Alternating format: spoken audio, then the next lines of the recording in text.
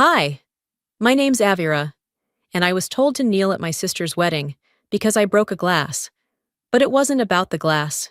It was never about the glass.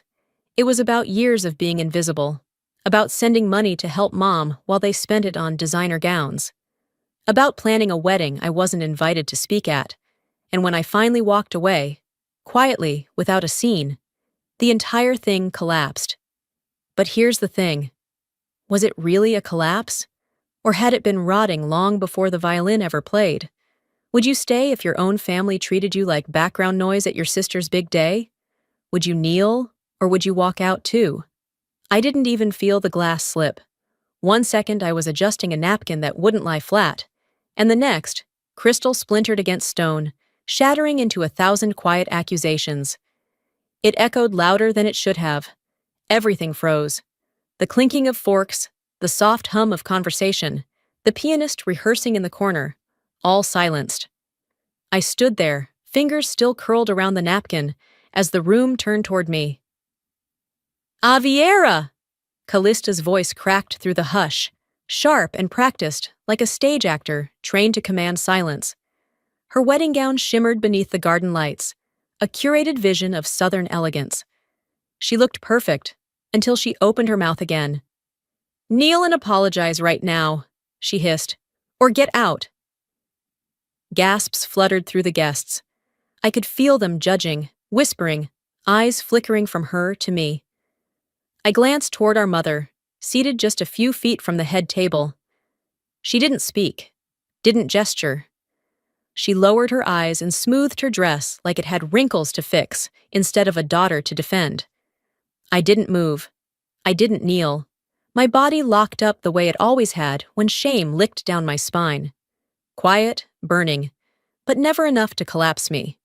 For a brief moment, I thought someone might speak. Elijah, the wedding planner, our history aside, surely he wouldn't stand for this. But he looked away, too polished, too quiet, like everyone else. I bent slightly, only to gather the broken shards. A sharp edge nicked my palm, and I barely blinked. I folded the glass pieces into a linen napkin, careful, deliberate. Then I walked over to the closest side table, laid it down, and turned back toward the crowd. My chair was empty, of course. There had never been a place card for me. Earlier, I'd circled the guest board looking for my name. A server finally whispered, "I think you're in overflow, miss." I'd smiled then, told myself it didn't matter, but it did. I slipped my purse strap over my shoulder and began walking down the aisle. Not the one lined with petals for Callista, but the narrow pathway behind the catering tent that led to the main gate. Heels on stone. My mother didn't follow. Callista didn't stop me. One of the guests whispered, "Did she just leave?" And still, no one moved. Let them watch. Let them remember how silence could stand taller than any scream. Flashbacks came uninvited, as they always do in moments like this. Me at 13, holding Callista's bouquet for her high school prom photo because she didn't trust anyone else to handle it right. Me at 20, wiring money home while she was on vacation in Cancun. Me at 27, organizing mom's medications during her recovery, while Callista live-streamed her makeup line launch, always just behind the camera, always holding things for someone else. As I stepped off the porch, the air hit different. Cooler, sharper. Savannah nights had that way about them, like they knew secrets and weren't afraid to whisper them straight into your skin. I walked the path slowly, careful not to trip. My heart beat steady, no drama, no shaking. Just done. I didn't know exactly where I was going, but I knew I couldn't stay. Not here. Not in a place that demanded kneeling as the price of staying. What haunted me most wasn't Callista's voice. It was the lack of anyone else's. No one had said my name. No one had asked if I was okay. They just watched, like a show. Like I'd been cast as the misstep in their perfect tableau. Halfway down the gravel drive, I heard footsteps. For a second, I thought, maybe someone came. Maybe someone cared enough to... But it was just a groomsman, scurrying back toward the reception, talking into a headset. Not for me. Never for me. I walked until the music faded into the wind, until the estate lights were nothing but a shimmer on the horizon. And still, no one called my name. They wouldn't have said it right anyway. I kept walking, past the hedges trimmed within an inch of their lives, past the stone cherub fountain where Callista once posed for her college graduation photos, and down the driveway lined with fairy lights. My car wasn't parked at the main lot. Of course not. Overflow guests didn't get valet service. I found it tucked behind a row of catering vans, dust-covered from the dirt road, and boxed in by folding chairs that someone had clearly forgotten to stack properly. I sat inside for a while, engine off, windows cracked. The late afternoon sun hung low, bleeding gold over the estate. Somewhere inside, the music had resumed. I could hear the cello, slow and sweeping, probably trying to patch the mood I'd ripped open. That glass. It wasn't just an accident. It was the last sound before the illusion broke. But the illusion had started unraveling long before the glass shattered. Weeks earlier, when Callista's invitation arrived, I'd been sitting at my kitchen table, peeling a boiled egg and sorting out rent receipts. The envelope was thick, cream-colored, with gold lettering. Custom work, no doubt. I opened it, half expecting to find some over-the-top calligraphy scrawling my name with her usual flair. Instead, it read, "To Avira Thomas, guest. Guest. Not Avira Thames. Not sister of the bride. Just a name that didn't belong to me, paired with a title that said everything about how little I mattered. I remember texting her gently, because you learn to ask Callista questions gently. I sent a photo of the card, added a laughing emoji to soften it. She replied 2 hours later, "Silly printer error. You know I'd never get your name wrong." It wasn't the first time, and the more I thought about it, the more I realized that Callista had perfected the art of making you feel unimportant while smiling through it. A missing name here, a forgotten birthday there, little things that stacked up quietly, like dust in corners no one bothers to clean. Still, I helped. I always did. When she asked me to come a day early to help with the rehearsal dinner, I said yes. When she asked if I could just swing by the florist to confirm the delivery, I said yes. When she asked if I'd mind helping her fiancé's mother write her toast, because you're such a good writer, I said yes. Helping had become my second skin. That morning, the seating chart had been posted outside the tent, a giant gold frame propped on an easel. Guests crowded around, pointing, laughing, sipping their pre-ceremony champagne. I scanned the names once, twice. Nothing. I pulled aside a teenage server, whispering, "Hey, can you help me find Avira Thames?" She glanced over, confused, then shrugged. "Oh, I think you're in overflow. Probably the back garden seats. No table assignment." I smiled then. I always smiled. "Of course. Thank you." That afternoon, while helping Callista with her makeup prep, she asked if I was still planning to say a few words during the toasts. "Just something short," she said, brushing blush across her cheekbone. "You've always known how to make people cry in the good way." I'd prepared a short speech, light, sincere, about growing up in a house with a sister who could charm the wind, and how proud I was to see her build this life. I'd planned to close with a line about grace and forgiveness, something she always wanted to believe she embodied. But when the final printed program was handed to guests just an hour before the ceremony, my name wasn't listed anywhere.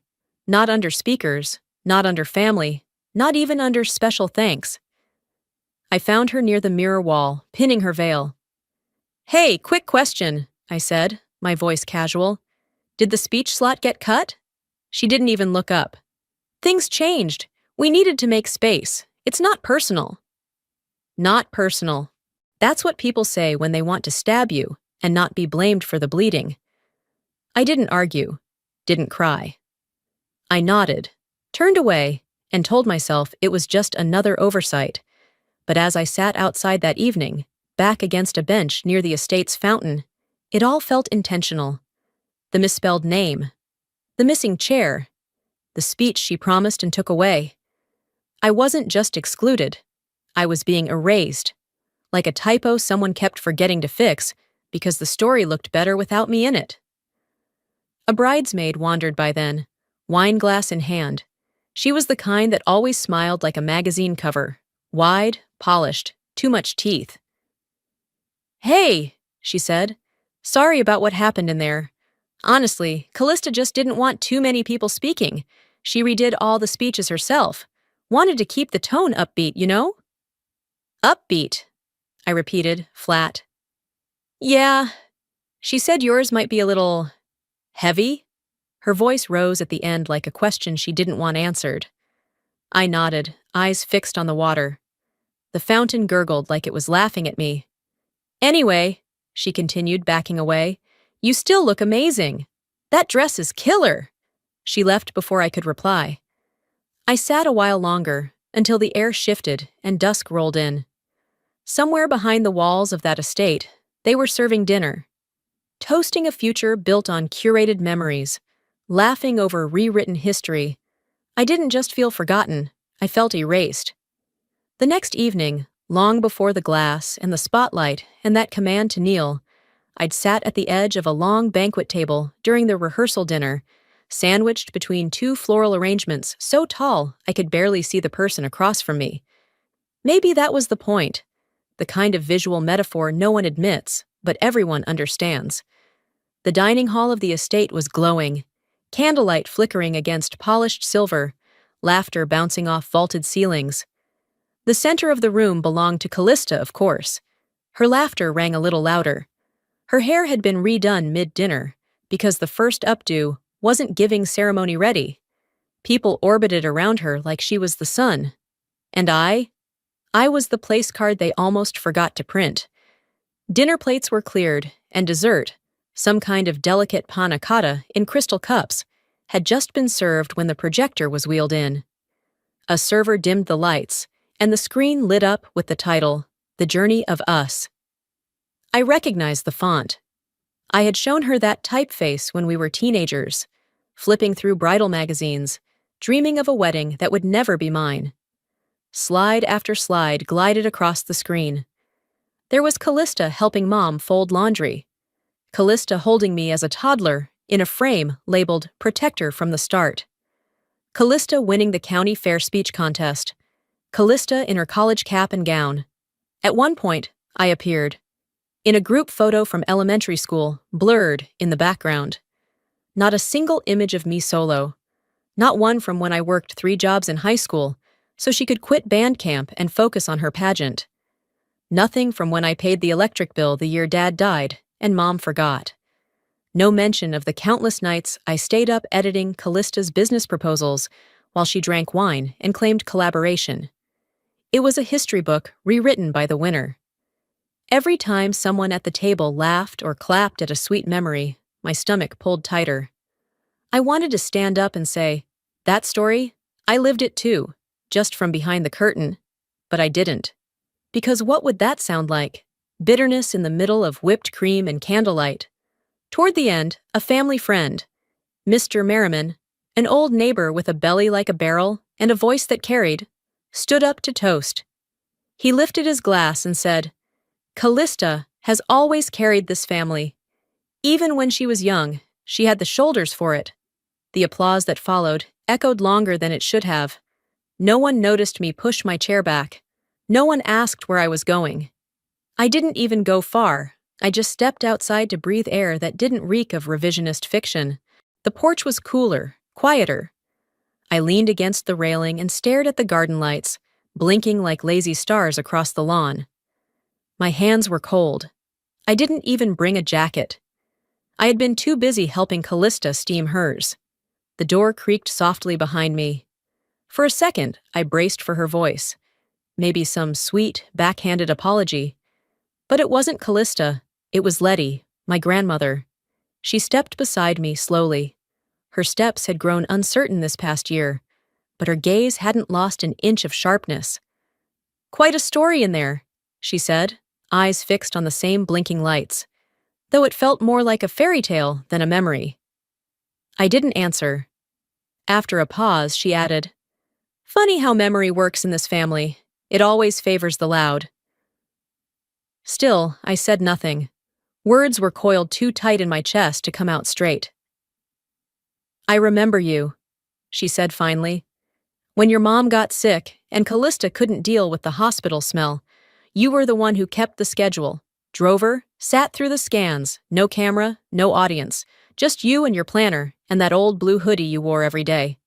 I swallowed hard, not out of weakness, but because truth sometimes scratches your throat on its way out. She patted my hand, her skin dry and warm. They forget because it's easier. But you don't have to pretend you weren't there, just because they won't name you. I turned to look at her. It doesn't matter, right? That's what we tell ourselves? Letty's eyes met mine. No, baby, it does. It matters because the story becomes real when enough people retell it wrong. The door opened again behind us, louder this time. Laughter spilled out, the kind that didn't make it to your bones. Letty didn't flinch. You've always held everything up, Avira, she said quietly. They just built their stories on your silence. I didn't cry. I didn't go back inside either. I stood with her a little longer, letting that night air wrap around me, not to warm me, but to remind me what it felt like to breathe without shrinking. By the time the sun began its slow descent behind the estate's hedges, painting everything in a gold-tinged hush, I had managed to fold 53 chairs. My arms ached, and my fingers smelled faintly of gardenia and lemon polish. We'd just finished wrapping up the final touches after the rehearsal dinner. Napkins collected, candles extinguished, dessert crumbs swept into silver trays. Most of the bridal party had scattered to their rooms or corners of the estate, where late-night laughter was already starting to brew. I was heading toward the storage shed with the last load when she caught me. Lauren, Callista's best friend since high school, the kind who always laughed louder than she needed to, and remembered all her petty victories like they were published memoirs. She was already tipsy, holding a glass of something white and expensive, teetering slightly in heels too high for gravel. "V!" she sang out, using a nickname I'd stopped answering to years ago. "Hey, wait up." I stopped, not because I wanted to, but because it wasn't worth the effort to keep walking. She leaned in close, alcohol and hairspray in her breath, and giggled like she'd just tripped over a secret. "Callie told me something funny," she said, voice lowered as if the wind might gossip. "She said this whole wedding? It was her way of reminding you where you stood." My hands tightened around the folding chair I held. "She said you needed a little perspective, you know? Since you've always been kinda not great at staying in your lane." She winked. Guess this was her chance to teach you something. I didn't say a word. I just nodded, turned back toward the shed, and kept walking. But inside, something dropped. The kind of drop you feel in your stomach when the mask falls off someone you thought you knew, even when you already knew better. She hadn't forgotten me. She hadn't overlooked me. She had planned this. That knowledge landed heavier than the chair in my hands. It hit even harder a few hours later, as I stood by the floral arch Callista would walk under the next day. The florists had gone, and the string lights were dimmed. I was there to check for wind damage, per her request. Always one more task for the person least seen. And that's when I saw him. Elijah. He was adjusting a cluster of orchids on the left pillar, his back half turned. When he noticed me, he stiffened slightly, then slowly straightened. His mouth opened, then closed again. We stood in silence. The last time I saw him, he'd been holding a box of books and saying he needed space. 2 weeks later, he showed up on Callista's Instagram feed, shirtless, suntanned, and already branded as someone special. "Hi," he said finally. I didn't respond. There was nothing left in that hello for me to meet. He cleared his throat. "Didn't expect to see you here tonight." "You mean here, under a structure I helped design?" I asked calmly. He winced. "I didn't know you were involved." "Of course you didn't. That's how it always goes with you." He glanced away. This isn't what it looks like. I smiled. No, Elijah, it's exactly what it looks like. I didn't wait for an answer. I stepped past him, adjusted the draping on the arch, and walked away. The heat in my chest wasn't rage, it was memory turning sharp, finally waking up. Later that night, I found Callista alone in the prep tent, brushing through the final outfit lineup with two stylists. When they left, I didn't give her time to breathe before I asked it. Is there anything you haven't tried to take from me? She turned slowly, one brow slightly lifted. Oh, come on. Are we really doing this now? I need an answer. She laughed once, dry. You gave it all up the moment you stayed quiet, Avira. For years. You practically handed me the script. I stared at her, letting the truth of it settle. She wasn't ashamed. She was triumphant. That's your version? I asked. She crossed her arms. It's the only one that worked. Her words were like a door slamming shut. I didn't yell. I didn't cry. I left the tent, walked down the sloping path past the gazebo, and into the far corner of the estate where no one else would find me. And there, with the rustling oaks whispering over my head, I let myself feel it. Finally. The way everything she'd done now made sense. The misprinted name, the speech she canceled, the missing photos. Elijah. It wasn't sloppiness. It wasn't circumstance. It was architecture. She had built a moment to stand above me and ensured I'd be on my knees, or not at all. But I hadn't kneeled. And I wouldn't start now. I woke to the sound of soft knocking. Not urgent, not rushed. Just a steady rhythm against the guest room door. I sat up slowly. The thin blanket on my bed had tangled around my legs, and the light filtering through the half-closed blinds told me it was still early. Too early for ceremony chaos, but just late enough for tension to be brewing. Room service, came the muffled voice. I pulled on my robe and opened the door. A young server stood holding a tray with a single cup of coffee, a folded napkin, and a post-it note stuck under the saucer. The bride said to offer this to you before rehearsal starts, he mumbled, eyes darting between me and the floor. Also, they're asking if you've seen the florist. The payment's short. I blinked. What? The delivery team said they need the remaining balance before setup. They're waiting at the gate. I took the tray and thanked him, closing the door slowly. The room was quiet again, but the calm didn't reach me. The note under the cup was scrawled in Callista's handwriting. Smile today. It's almost over. I sat at the edge of the bed, letting the steam from the coffee rise, willing it to anchor me. But something itched. The payment was short. That didn't track. I'd been told, repeatedly, that everything was prepaid, handled, perfect. The kind of perfection Callista controlled like a military strategist. I reached for my phone, found Mom's number, and hit dial. She picked up on the third ring. Morning, honey. Morning, I replied. Quick thing, didn't you say the florist deposit was covered? A pause. Well, she started slowly, there was a bit of a mix-up. Callista needed to redirect some funds last week. She used some of yours, just temporarily. Mine? My voice stayed calm, but something cold settled into my stomach. The account you set up for me, the one for medical costs and groceries. She needed help with vendor deposits, and you weren't touching that money for anything urgent. You mean the money I've been sending for 2 years, I said, to keep your lights on and your fridge full while I worked overtime. Silence. She's your sister, Aviera, she said finally, voice tight with justification. She's getting married. This is a once-in-a-lifetime thing. I stared at the wall across from me. The paint was peeling near the window, probably from humidity. The room smelled faintly of lavender and dust. Somewhere outside, I could hear distant laughter from the patio. You didn't think I deserved to be asked?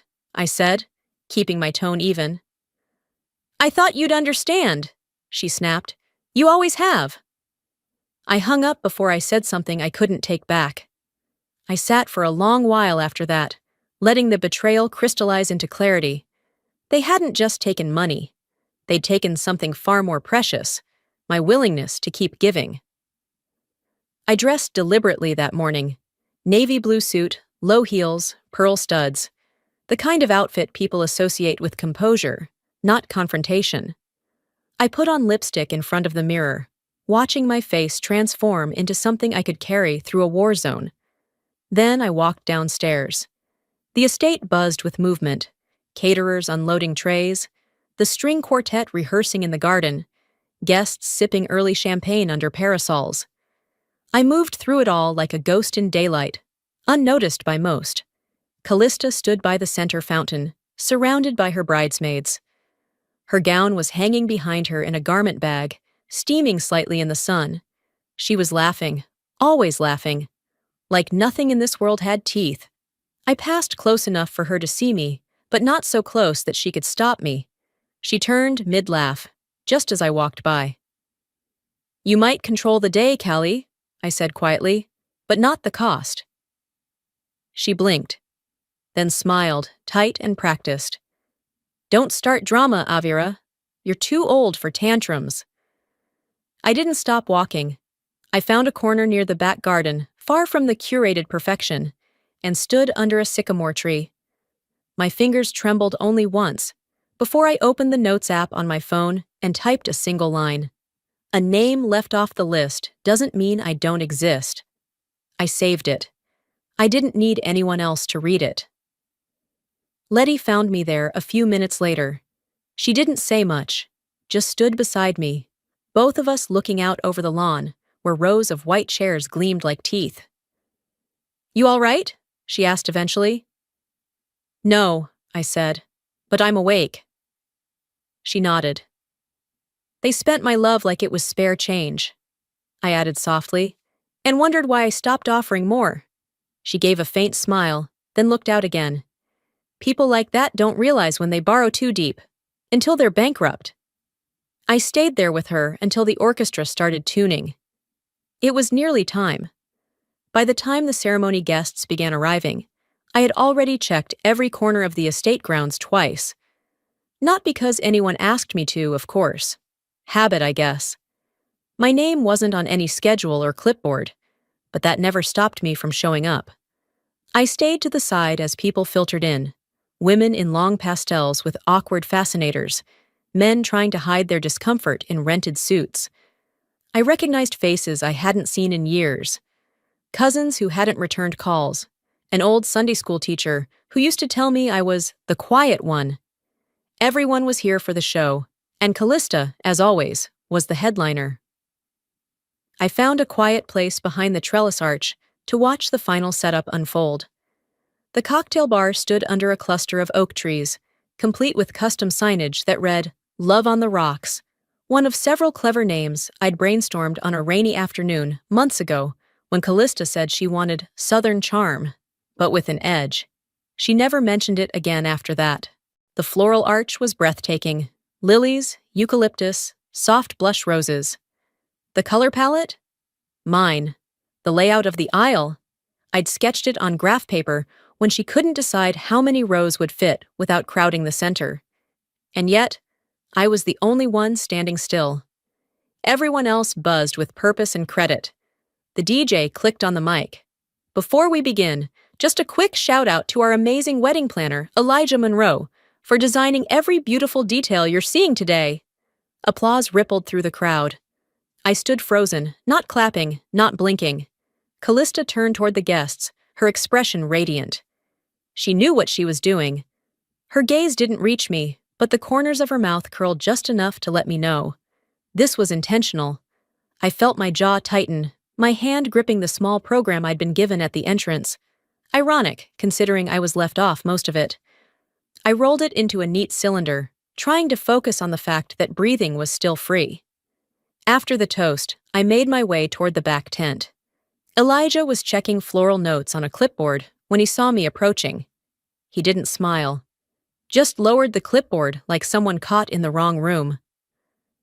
"I didn't expect them to mention me," he said quickly. That was all Callista. You didn't correct them. I wasn't going to interrupt a toast, Avira. You didn't correct them, I repeated, slower. He rubbed the back of his neck. Look, I know it's messed up, but this day's already balancing on edge. I didn't want to make things worse. That's the problem, I said, voice steady. Silence doesn't keep things from getting worse. It just hides the cut until it bleeds out. His face flinched, but I was already turning away. I didn't storm. I didn't cry. I walked. Back through the garden, through the rows of chairs, now half filled with anticipation. The string quartet had started playing softly, something classical and forgettable. I made my way toward the altar, slow, deliberate. Callista hadn't come out yet. She was likely still being fluffed and powdered and prepared for her moment of glory. I stepped up to the arch, the centerpiece of the entire ceremony. It tilted slightly from the breeze. A single rose had come loose, its stem slipping between the latticework. I reached up and fixed it. No fanfare, no speech, just the quiet act of claiming the work I'd done, of refusing to let someone else's name be etched over mine. I stepped back, smoothed my dress, and met the eyes of a few seated guests. Some recognized me, some didn't. That was fine. I wasn't there to be remembered. I was there to be undeniable. Then I caught Callista watching me from behind the French doors. She had seen the moment. Just a rose, just a gesture. But she saw it, and her smile faltered. I didn't need a microphone. I didn't need a seat at the table. She knew. I returned to the edge of the gathering, tucked behind a marble column just wide enough to disappear behind. The ceremony was minutes from starting. Guests began taking their seats. Ushers whispered names and guided couples to rows. Photographers crouched near the aisle. I slipped away quietly. No one called after me. No one noticed. But the storm, as always, was already forming. I didn't even make it halfway to the refreshment table before a hand tugged lightly at my elbow. I turned, expecting one of the servers, or maybe a distant cousin, with questions about the seating. Instead, it was Brielle, the youngest of Callista's bridesmaids, barely old enough to rent a car, but already too aware of every social cue to ignore something messy. She didn't speak right away, just extended her phone with a tight-lipped frown, eyes darting toward the lawn where guests were beginning to take their seats. "What is this?" I asked. She hesitated, then said, "They're passing it around in one of the bridal party group chats. I figured you should see it before it gets to the uncles." On her screen was a screenshot of a text message, supposedly from me. The name read Avira Thames, and the message beneath it was damning. "She stole my life. I'm not going to let her have this day without a price." It wasn't just petty. It was surgical, precise enough to sound unhinged, just enough to raise questions in a room full of whispers. My breath stayed even, but I felt the shift in my chest, the way your body knows it's under attack before your brain has caught up. I handed the phone back, nodded once. "Thank you for not assuming." Brielle swallowed, almost guilty. "I don't believe it, if that means anything." "It does." She moved away quickly, vanishing into the sea of chiffon and champagne. I stood rooted for a moment, then walked toward the inner courtyard, where the hydrangeas bloomed in clusters against the stone wall. I needed shade. I needed to think. Instead, I found my mother. She was seated on a bench, adjusting the clasp on her handbag like it had personally offended her. I approached slowly, giving her space. She didn't look up. "I assume you've seen it," I said. "I have." I waited. After a long pause, she finally asked, "Did you send it?" I looked at her fully now. "You think I'd do that?" She shrugged. "You've always had a dramatic streak." A dramatic streak. That was what she called the years I stayed silent while holding this family together. When Callista bailed on Mom's hospital appointments, who sat there in the hard plastic chairs? When rent was late after Dad passed, who emptied her savings without asking for thanks? I stayed quiet to keep the peace, I said, my voice low. Not because I didn't notice. Mom pursed her lips. Well, it's Callista's day. I don't think you understand what that means to her. It seems like she's the only one whose feelings matter. You're making this about you again, she snapped, then stood up and walked away like she hadn't just carved something deep. I stared at the empty space she left behind and breathed through it. Elijah found me near the arbor, his hands shoved into his pockets like he was preparing for a confession he didn't quite believe in. I didn't know she'd go that far, he said. That message, I wouldn't have believed it came from you. I didn't bother with a reply. I could say something, he added. Tell people it's fake. I looked at him for a long time. You know what I need, Elijah? I need your silence to stop costing me. He looked away, jaw clenched. That was the end of our conversation. I didn't respond to the lies the way Callista expected. I didn't cry. I didn't grab a mic or demand a public correction. What I did instead was walk into the bridal suite where the final vendor files were kept and retrieved a folder I had brought days earlier, because some part of me had known this would come. Inside were copies of the original floral sketches, the invoice receipts in my name, screenshots of text threads where I'd pitched half the ceremony ideas that were now being called Elijah's vision. I found 5 people I knew well, our Aunt Marlene, Pastor Evans, 2 old family friends, and Mrs. Langston, who taught Callista and me in 3rd grade. I handed each of them a folder, said nothing more than, for when the truth starts feeling like fiction. I watched their faces as they read, flipped pages, paused. Slowly, the tide began to turn. Guests who'd been clapping too loud stopped mid-sentence. 1 or 2 people who'd already posted glowing Instagram stories took them down. It was subtle, not a rebellion, just a quiet shift. The kind of change that happens when enough people start thinking, maybe we didn't see everything. Letty appeared beside me as the crowd began murmuring. She didn't ask what I'd done. She didn't need to. She just squeezed my hand and whispered, "They're scared of your truth. That's how you know it matters." And for the first time that day, I let myself feel it. Not anger, not pain, power. The violinist had just struck the first trembling note when I stood. I didn't hesitate. No glance over my shoulder, no dramatic pause for effect. Just the quiet scrape of my chair against stone and the slow, steady rhythm of my heels crossing the aisle.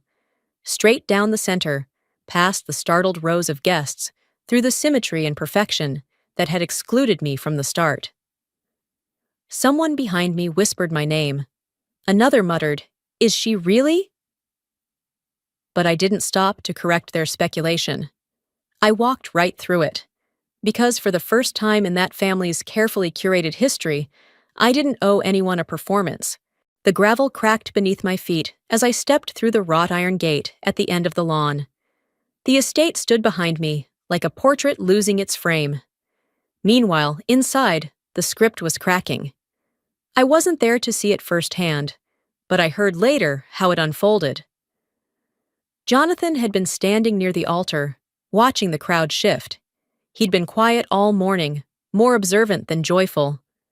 A guest, one of the people I'd handed the folder to earlier, tapped his shoulder, handed him the papers, and whispered, "You should read this before you say I do."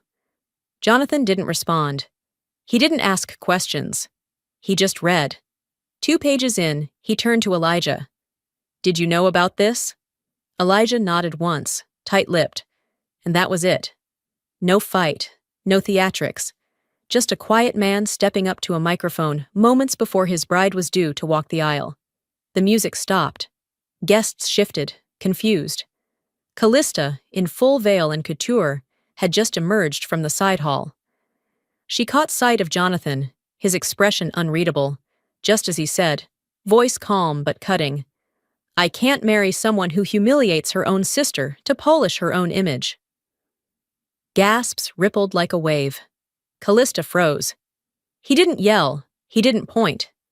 He simply set the microphone down and walked away, past stunned family, past the coordinator waving her clipboard like a flag of surrender, past Callista's mother clutching her pearls. He left. Callista stood at the front, veil trembling slightly in the breeze, a still life portrait of undone perfection.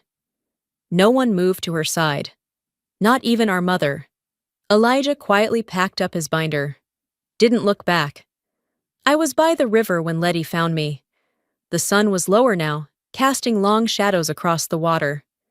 I had taken my shoes off and stood barefoot in the soft grass, watching the current slip past, as if it knew how to carry burdens better than I did. She didn't say anything at first, just walked up beside me, her steps careful but determined. Then she handed me a small wooden box. "This belongs to you now," she said. I opened it. Inside was a single hairpin, gold, old, delicate. I remembered seeing it in photos of her mother, then her. A thing passed down, not for glamour, but meaning. "It's not because you fought," Letty said, voice low. "It's because you refused to disappear." I swallowed, but the knot in my throat didn't move. Back at the estate, the chairs were already being unstacked. The caterers had begun loading trays back into vans. The DJ stood silent behind his console, uncertain whether to play anything at all. One of the bridesmaids was crying, not for Callista, but from sheer confusion. Someone whispered, "This wasn't about love, it was about control." And control, when exposed, always unravels. I didn't return to the estate. There was nothing left for me there. Instead, I walked farther along the riverbank, hairpin in my palm, shoes dangling from my fingers. For the first time in years, I wasn't chasing anyone, wasn't holding anything together. I was just walking forward. By the time I made it back up the hill, the sky had softened into that pale blue-gray that comes just before evening. The estate, once alive with orchestras and champagne flutes, had gone still. Folding chairs leaned at odd angles, ribbons fluttered loose on table edges, and the floral arch that once stood with poise now listed slightly to one side, one corner drooping like a shoulder finally letting go. I didn't walk through it like I had before. I walked around. Not because I feared anything inside, but because I didn't need to enter anymore. I had left the performance. What remained was cleanup. Of truth. Of ego. Of illusion. Letty found me again, this time near the service driveway, where a line of vans idled as vendors packed up. She moved slower than before, but with that same deliberate steadiness. She didn't greet me with words. She just handed me a small envelope, creased, faded at the corners, the seal worn. "I found it in your father's dresser," she said quietly. "He wrote it a week before he passed. I wasn't sure when was the right time to give it to you, until now." I nodded and took it. Later, back in the quiet of my apartment, the one-bedroom walk-up where I returned after the estate gates had shut behind me, I sat at my kitchen table, the letter resting between my palms. The kettle hissed softly behind me, but I didn't get up. I needed this moment more than I needed tea. His handwriting was shaky but familiar, still curved the same way around the letter A. "Avira, if you're reading this, I guess I didn't get to say everything I should have. I saw more than you thought I did. I saw how much you carried, how often you let your sister shine while you stood behind her. Not because you lacked light, but because you believed in letting others feel seen. You did more than I ever asked of you. For your mother, for this family, for me. I'm sorry I didn't say this when it mattered. You deserved to hear it then. This family wouldn't have held without you. Dad." I pressed the letter to my chest for a long while. Not crying. Not breaking. Just holding. The pain didn't leave. But it changed. It stopped being a thing I had to carry alone. That night, after cleaning up the scattered programs and wiping down the last smudge of mascara from the bathroom mirror, I pulled a shoebox from my closet. Inside it were keepsakes I had forgotten I even kept. A ticket stub from Callista's high school play, a recipe card in Mom's handwriting, a photo of me and Dad at the lake, both sunburnt and smiling. I added 2 things. The hairpin Letty had given me, once hers, once her mother's, now mine. And the letter. Neither needed a frame or fanfare, just space to exist. As I taped the box shut, I noticed the hem of the dress I had worn to the wedding. It hung near the closet, a small tear along the side where it had snagged on a thorny vine at the estate's edge. A fitting scar. It reminded me of the dress I had paid for, the one Callista cried about weeks before the wedding, claiming she couldn't afford the one she absolutely had to have. I had wired the money. No questions, no strings. She never said thank you. Now, somewhere in a corner of that garden, a torn satin hem likely lay discarded, unloved as the generosity that bought it. There was a knock at my door the following afternoon. I opened it to find Jonathan, tieless, jacket in hand, expression soft. "I didn't come to ask for anything," he said. I needed to say something to the one person who told the truth and never asked to be heard." He paused, then added, "You were the only real part of that wedding." I let him speak. I didn't offer him comfort, but I offered something else, a nod, a truth of my own. Some things don't need an audience to be true. He left quietly. That I appreciated. That evening, I opened my laptop. Not to write a memoir, not to drag anyone online. Just a few sentences in a blank document. This isn't a story about a broken glass. It's about the last time I let someone else define my worth. I didn't know what I'd do with it yet. Maybe nothing, maybe everything. But it was mine. The story ended at the estate, but I didn't. Sometimes the loudest form of love is silence, and sometimes walking away doesn't mean losing. It means finally choosing yourself. What would you have done if your family erased your name from your own story? Tell me in the comments. I'd love to hear your thoughts. And don't forget to subscribe for more true, powerful stories, just like this one.